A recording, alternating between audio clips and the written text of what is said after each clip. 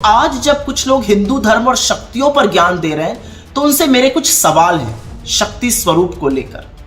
मणिपुर में जब आदमखोरों की भीड़ दो बेटियों को नोच रही थी तब शक्ति स्वरूप नजर नहीं आया था।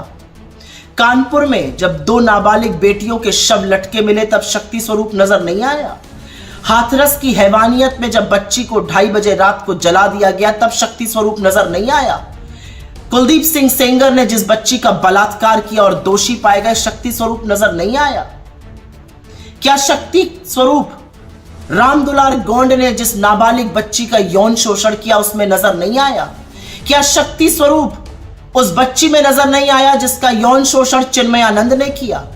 क्या शक्ति स्वरूप लखीमपुर में जिस औरत का चीरहरण हुआ उसमें नजर नहीं आया?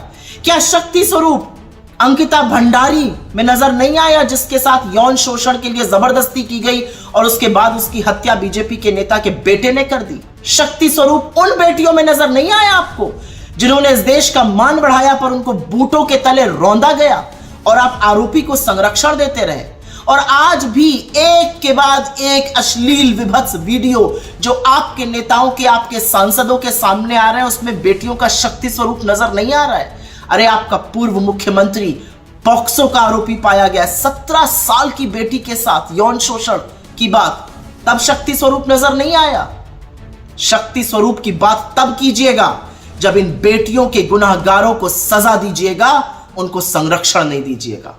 असलियत तो यह है कि इस देश का एक खोखला प्रधानमंत्री है, वो कायर है, वो डरता है।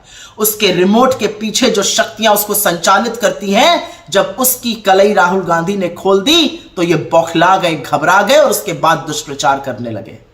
जवाब आपको एक देना है, रिमोट कंट्रोल के पीछे से संचालन कौन करता है और बेटियों के आरोपियों को संरक्षण आप क्यों देते हैं?